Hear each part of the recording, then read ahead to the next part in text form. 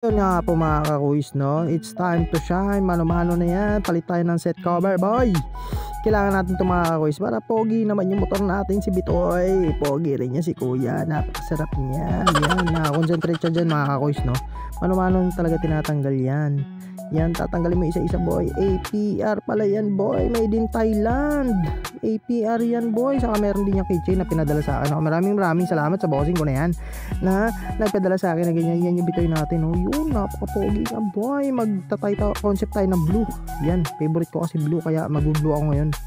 Kaya tingnan nyo yung bandang dulo kung anong kakalabasan na ito, boy. Napakangangas na ito mga kakuis. Tingnan nyo naman. Ayan mga kakuis, no? Mano-mano nyo talaga tinatanggal dito kaysa isa. Ayan, nakakonsentrate dyan kasi pag nagkamali ka dyan, bungi yan lahat. Dapat bawal ka magkamali dyan, boy. EPR yan, no? Ulit-ulit na tayo dyan sa EPR na yan. So yun na nga po, no? Dito na po nilalagari na ni Bossing. Si Bossing na po pala yung ano, yung tumitira dyan. Ayun, nagtatalo pa kami dyan kung paano gagawin. Sabi ko, pasalungat o paano, pabaliktad. Sabi ka, patuwad ko, yeah. Sabi niya, ay sige, maliit lang naman yung sa akin. Ano ba? Para ka naman tanga. So yun na nga po mga koys, no? Si boss na po nagmaniobra kung anong gagawin niyang diskarte. Sabi ko sa kanya, diskarte yan mo na lang, boss. Isip-isip ko, sobrang hirap din pala ng ginagawa niya na yan. Ayan, no? Mano-mano talaga yung lagari. Pero mamaya, i-grinder niya. Grinder! Hindi yung grinder, no? Basta, siya na nagmaniobra niya, napakaangas yan. Si boss pala yung may-ari niya ng motor shop kasi wala naman siyang ginagawa. Kaya minsan siya na rin dumadali ng mga basic lang gawin yan. Sa kanya basic yan sa kanya, kaya siya na nagasikaso yung that's cover ko, siya na nagtabas niyan. Kaya saludo ako sa mga ganitong amo, no? Hindi na basta-basta yung nakaupo-upo lang. Eto, sariling ama yan. Dito tamang tabas na si boss. Kaya let's G, tignan natin kung ano yung magiging kakalabasan na ito. Okay naman, tingin ko matutuwa talaga yung puso ko, pati yung Honda Beat ko matutuwa na siya kasi bago na yung cover niya. Ayan, so yun nga po dito kailan, no? Sa may salitran po pala yan, pupuntang Snake Road, Paliparan. Napakadaming nagpapagawa dito kasi syempre solido naman yung gawa dito. Wala naman papagawa dito, hindi ako magpapagawa dito kung hindi naman solid to gumawa na. Ayan, pakinggan natin kung ano yung mga kaganapan dito, boy. Let's G!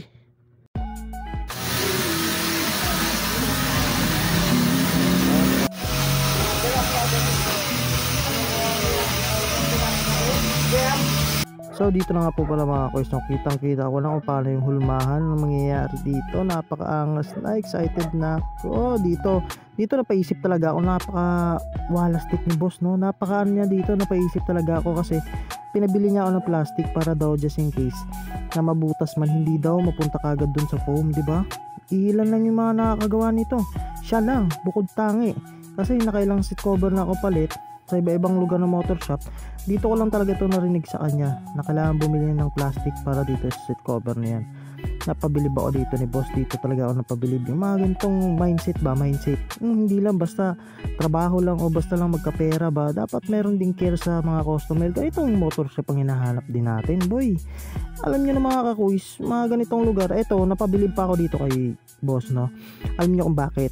Say bakit? Ganito kasi mga kakuis, kasi ang ginagawa niya dito, ayan, tingnan nyo, ayan, diba? Tinatarakan niya na. Ngayon, guide niya pa lang yung iba niyan, i-guide niya yung iba niyan, tapos pagdating sa dulo, tatanggalin niya ulit, lalagyan niya na talaga kung ano yung dapat niyang itarak. Napakaangas talaga dito ng gawaan ni boss. Napabilib nga ako dito. Saludo ako sa iyo, Boss Densyo Motor Shop, baka naman. Napakaangas talaga dito ni boss. Dito ako napabilib niya kasi dito lang sa plastic niya, kasi nakailang palit na rin ako ng seat cover, no? Kung alam niyo lang mga kakuis, dito talaga ako napabilib kasi pinabili niya ako ng plastic. So dito, ang bilis naman mo, kinakabit na, boy. Napakaangas yung boy. Dito lang pala yan sa Densyo Motor Shop, no? Google niya na lang, Densyo Motor Shop. Saka follow niyo yung page nila. Ayan, andyan sa baba, kung makikita nyo, poging-pogi dyan si boss. Kaya ano pang hinihintay nyo, pumunta lang kayo dito, Densyo Motor Shop.